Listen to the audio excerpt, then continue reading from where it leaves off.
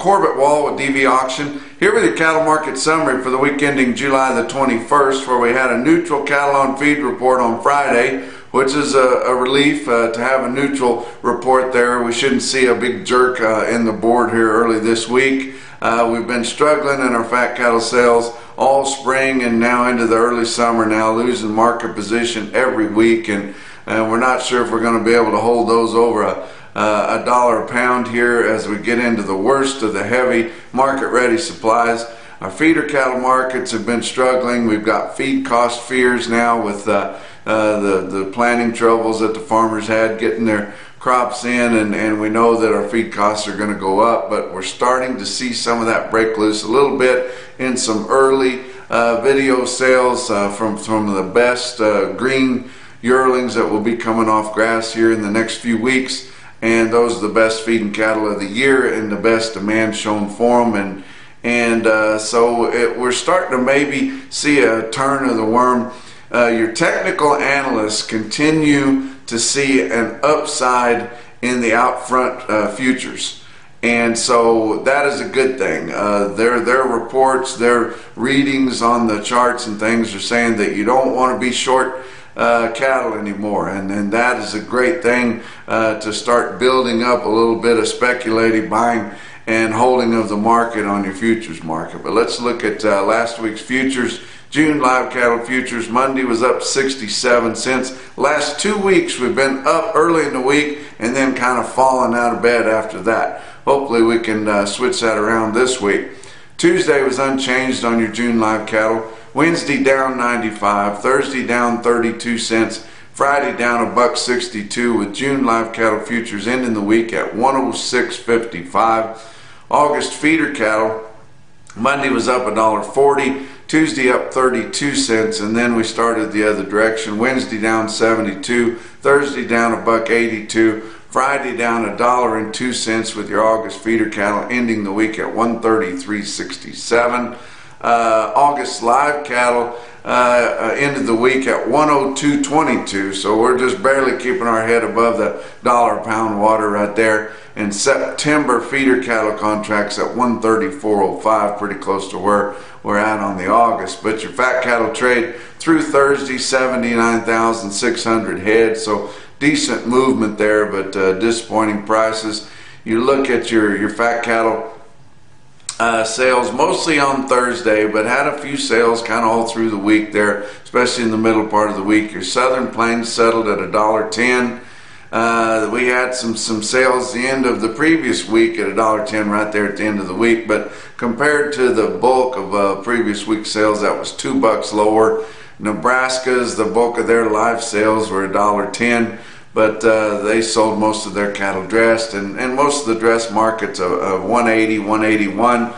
Iowa continues to run at a premium to everywhere else, and that's kind of turned the last couple of years, where maybe previously they were always sucking hind tit. Now with their premium cattle and a lot of confinement cattle and regional competition going in there for some of those premium carcasses, they're staying ahead, especially on the few live sales that they have. And Iowa sold most of their live cattle direct, 112 to 115. But the bids were all backed up late in the week. When we got into Friday, everything was pretty much backed up. The $1.10 was pretty much not available in the Southern Plains anymore. That 180, 181 is hard to get. But on Friday, we had a few sales. Everything I gave you before was through Thursday. Friday, you saw about 2,400 in Iowa confirmed from 110 to 113.50, so that was off. Dress sales 176 to 182. See how that was backed off. Nebraska about 2,000 head on Friday at 110, and from 176 to 181 dressed. Kansas even had a few sales, a few loads there, about 300 head there at 108. So we're hoping that's not going to be our established market this week, but we may be doing good to keep that market this week, but who knows? We'll see how it goes. But your cattle on feed report I talked about was neutral. Your pre-report estimates and the average of the analysts' guess for June 1st inventories were 101.3 of the same report a year ago. So your actuals come in at 101.6, just 0.3%. That's not bad at all. Placements, which they can be very, very volatile, they kind of had them over pulled back there at 95.9 of a year ago, where the actuals come in at 97.2, but that's not terrible either. And your marketings during May were 100.7, which was just right in there, very, very tight with what the average of the analyst guess was. So pretty good. Also had a cold storage report come out the end of last week. Your beef in your freezers come out to be 403.6 million pounds, which sounds like a lot, but it's 6% less than last month's report and 13% less than last year. So that could be significant if they're not completely full with their coffers, as we move through this summer season. Box beef cutout values slipped a little bit, especially on the choice, or especially on the select. Choice held up fairly well.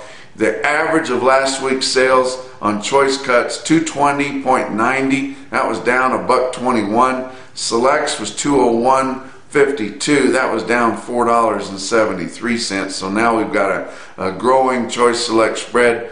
It's up to $19.38 on the average of last week's sales, and that was based on 617 loads, about an average movement of cuts, grinds, and trimmings there.